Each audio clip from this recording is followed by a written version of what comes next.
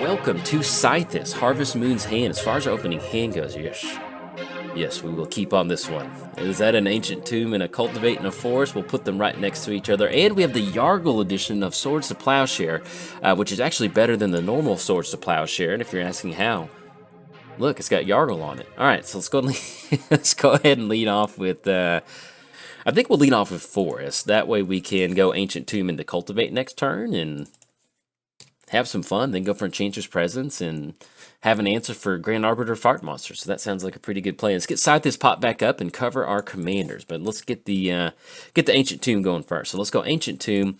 If our opponent has Force Spike or Spell Pierce, or looks like they don't. All right, we got it, partner. All right, so let's go Forest. Let's split this one down the middle, because we will have 1, 2, 3. Yeah, we'll have 3 green sources. Yeah, we'll go and grab another white source. So let's go and put the white source on the battlefield. Click OK. Forest goes to the hand, and then there's nothing else for the turn, so we'll go ahead and pass it. We're playing Sythis, Harvest Moon's Hand.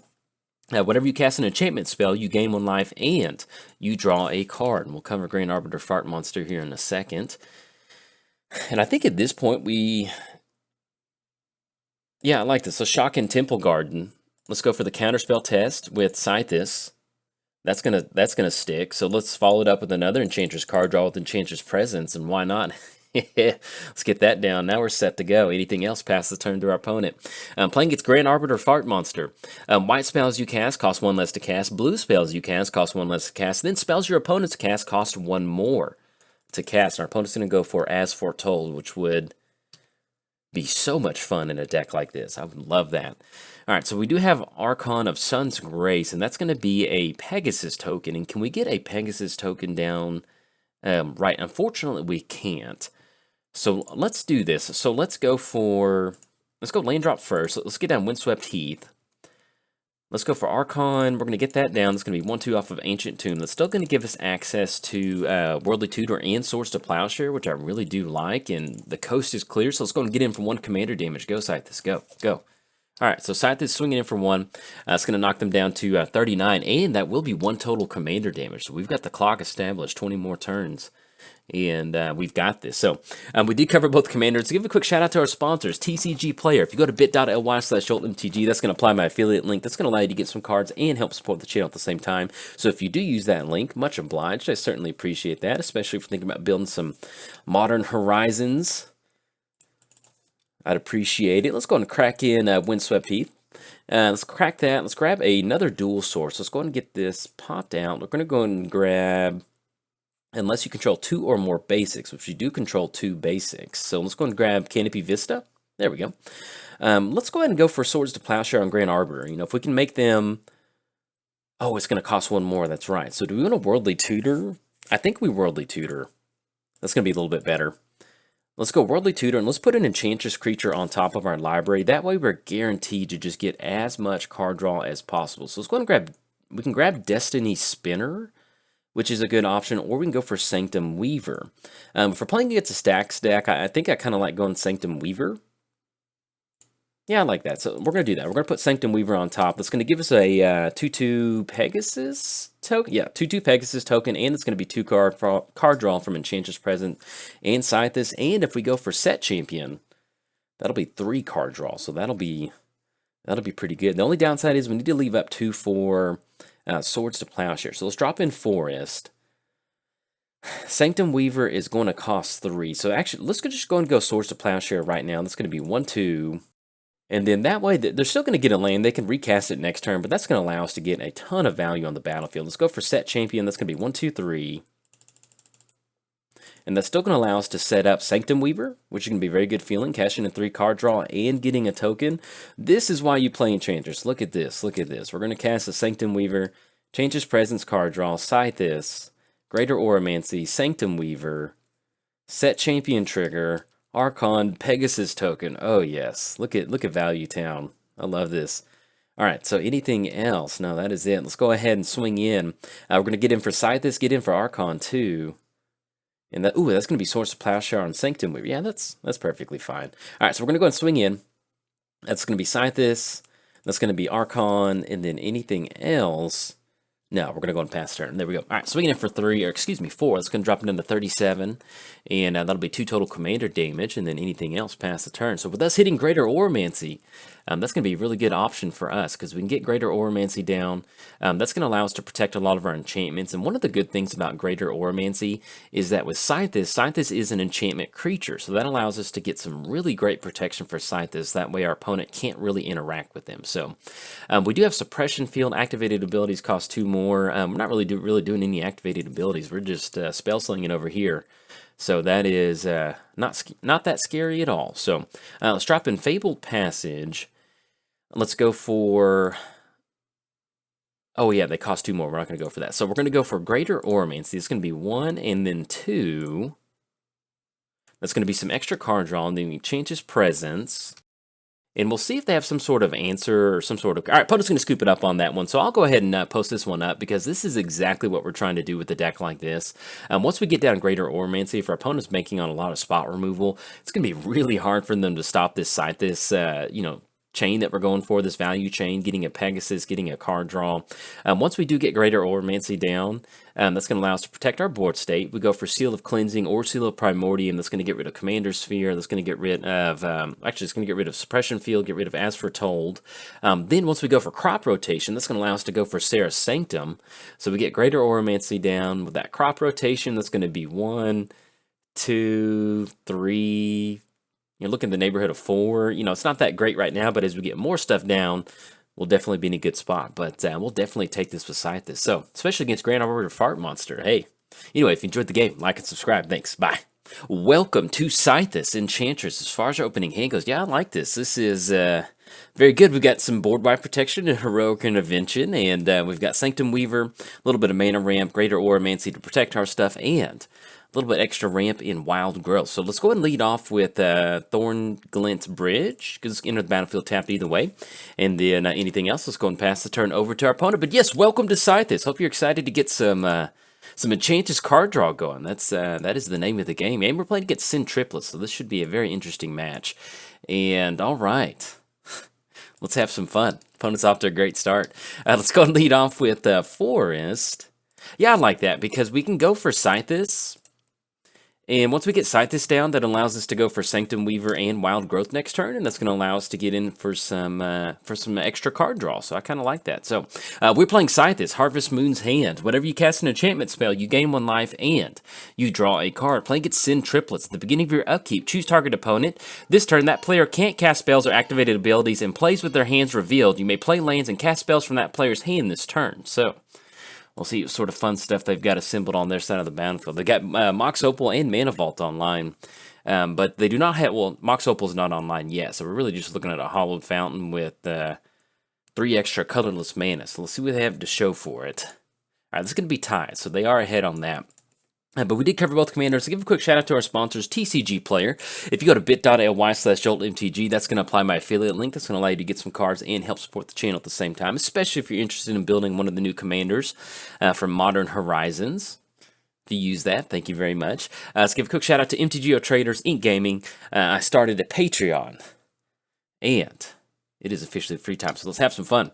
All right, so we run into Flickering Ward, which is definitely a good option for us. So let's go and lead off with Windswept Heath.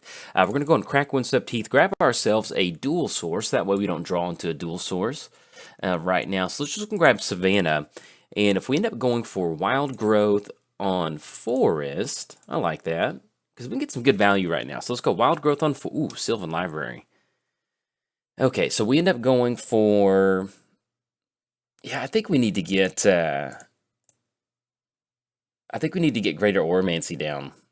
I think that's going to be the better option. Other enchantments you control have Shroud. If they have some sort of spot removal, that's going to protect our commander. That's going to be good for us. So let's go Greater Oromancy. We could have gone Sanctum Weaver 2 to get that down, but I like getting the... Ooh, there we go, Soul Ring. Let's drop in a quick Soul Ring.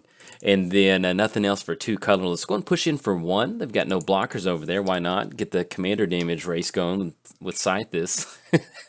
So 20 turn clock established. I know our opponent's shaking in their boots. So anything else past the turn. So yeah, it is officially free time. Now, what are we doing with Sythis? This is Standard green-white Enchantress. Nothing out of the ordinary. Really, the only thing that we're working towards with the win condition in this deck is we do have Opalescence in here, which turns all of our enchantments into let's say that we have Cathar's Crusade on the battlefield. That's going to be 5 total mana. That's going to turn it into a 5/5, and so that allows us to have some sort of board state. As we're building up, building up our board state, getting the enchantments on the battlefield. That allows us to have just extra creatures out there to swing in to go for some sort of alpha swing. So our opponent did go for Tezzeret. We're going to see Jeweled Lotus on the battlefield, and that was a Mind Twist.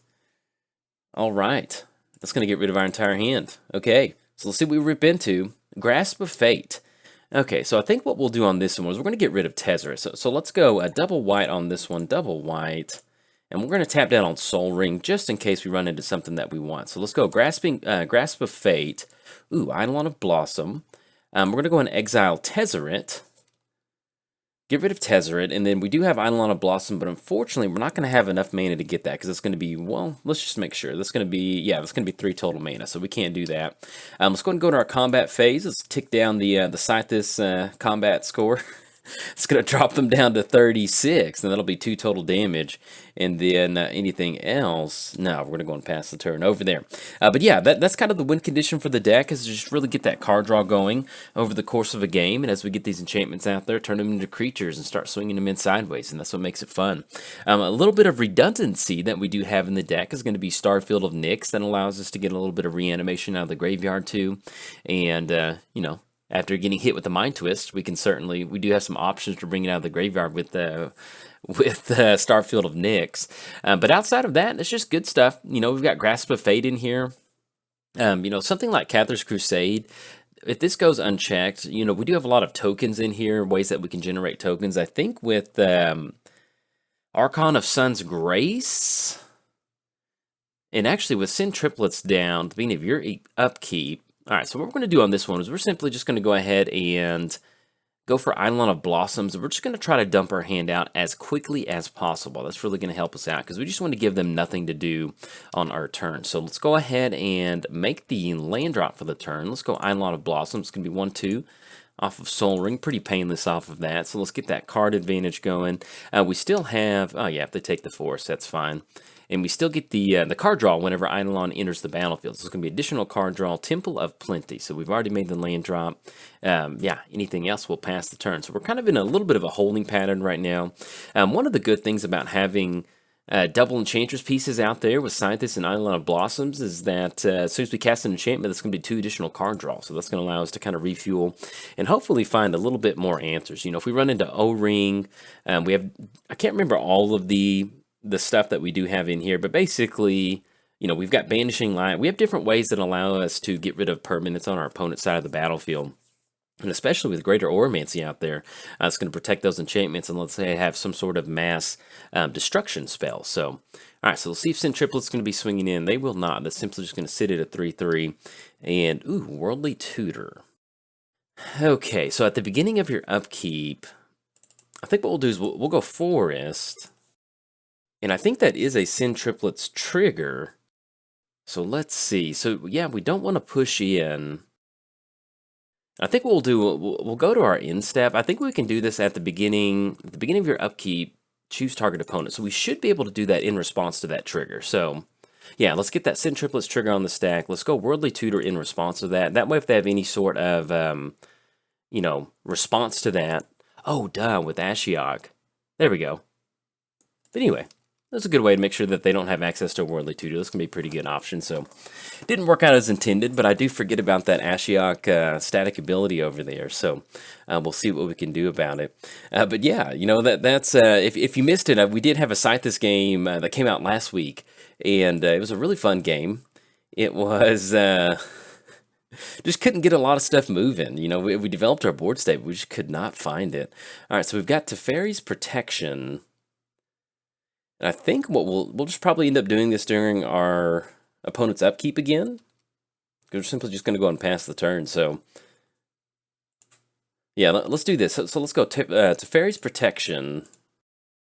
And then that way, if they had any sort of, destruction, anything like that. It's basically just going to fog them out a turn, and they don't even have access to the -1. So if they do want to end up going for the -1 with Ashiok, they'd have to target themselves, and that would get rid of their entire graveyard. So, and we'll see what we're ripping into. But yeah, we're looking at Sen Triplets just chilling with nobody to target off of that. So we'll pass it back over to our turn and keep our fingers crossed. But yeah, it is a good feeling having enchantment creatures out there, especially something like Greater Oromancy. Oh yeah, that's a good thing. So let's see what we draw. Oh, there we go. Drawn to Banishing Light. So I think at this point, we just end up going Banishing Light on Ashiok. I think that's a good option, so let's do that. So let's go Banishing Light. That's going to be an extra card draw from Sythis. Once Banishing Light does enter the battlefield, that's going to be additional card draw from Eidolon of Blossom. So let's get that trigger on the stack. Let's go and target Ashiok. We did kind of burn that Worldly Tutor, but at least just getting rid of Ashiok, that's going to be a pretty good feeling. All right, so we run into Ancient Tomb. Let's drop down Ancient Tomb. And then, yeah, still kind of in a holding pattern right now, so we're simply just going to go and pass the turn. Now, if we do finally run into Starfield of Nyx, we can get these Grasp of Fates and Banishing Light swinging in for some damage, so that'll be a pretty good option. But if it looks like this game's kind of get into a little bit of a stalemate, we'll do a little bit of a family update on this one. So I haven't really talked about Loretta that much recently, and so if you don't know, Loretta is my little girl. She is, yeah, we have really no responses, and they're going to get that for us. She's my little girl. It's my wife and I's only child, and she is 1.5, maybe a couple months after 1.5. She'll be 2 in November, which is just absolutely insane. And she's just like this little human that runs around the house, and she's like very much like a little Animal Crossing character right now. And so our opponent went for draw 2 cards with Esper Charm. Okay, but yeah, she's just like a little Animal Crossing character. You know, whatever I'm doing, she'll run in, stare. She'll go, "What's that?" She's real big on saying, "What's that?" and pointing at something. And I'll tell her what it is, but I don't know if she's processing it yet. But she's getting herself ready to keep asking a ton of questions. So, all right, that's going to be Engineered Explosives for 2. That's going to be a lot of Planeswalkers back on their side of the battlefield. It's going to be Tezzeret, and that will be Ashiok. So let's see what we rip into. The good thing about the Engineered Explosives on 2 is it did protect Greater Oromancy, so we still have that. So we'll see what we draw into. If this game's not moving too much, if they get another lock piece down, we might scoop it up just because we can get some stuff moving on our side. Looks like our opponent's got Esper Lockdown, which is, you know, hey, that's Commander. They built the deck, and it looks like they might have that win condition, especially if Sythis goes back to the command zone. So so we run into Idyllic Tutor, but unfortunately we've got an Ashiok on the battlefield. So let's make the land drop, and we can't do anything about Ashiok because that's going to stop us from searching. Let's go one more go. Let's see what we draw into. Let's go Idyllic Tutor, but with Ashiok, it's just going to phase out. We just don't want to let our opponent have access to it. So we're going to get rid of that. That's going to go into the graveyard, and then we'll pass the turn. We're going to give this one more go. We'll see what our opponent's got. If they don't have anything else, then, you know, sitting here passing the turn with an open Ashiok and Tezzeret, that will definitely be a win condition for me. But yeah, she's talking now. She's got a little bit of a vocabulary. She's got, "What's that? Hey, here you go," and "Where he go?" So if somebody leaves the room, where he go? So everybody's he right now. And so, but yeah, it's fun. You know, it's, I'm sure to all the parents out there, you know what it's like to have a 1.5-year-old. If you're an upcoming parent, you're in for a lot of fun. It is. There's just a lot of things that they do that you just look at them like, wow, that is so insanely cute. Wow, how could you be that cute? So anyway, that's how we feel. But yes, she is, she just makes life fun. So very happy that she is on this earth, and very happy that I get to go on a little life journey with her. All right, so yeah, if we're getting Celestial Colonnade beatdowns, this is, we'll see what we rip into for next turn. But I think we got more magic to be doing today in this recording session, other than passing the turn with an open Tezzeret. So we'll see. And getting hit with the Mind Twist, whew, that is that's rough. All right, so we run into Wooded Foothills. We're going to toss this one up. Good game to our opponent. Yeah, you know, we could try to grind this one out, but like I mentioned, family person and recording time is very crucial to me right now. So anyways, I'll catch you in the next game.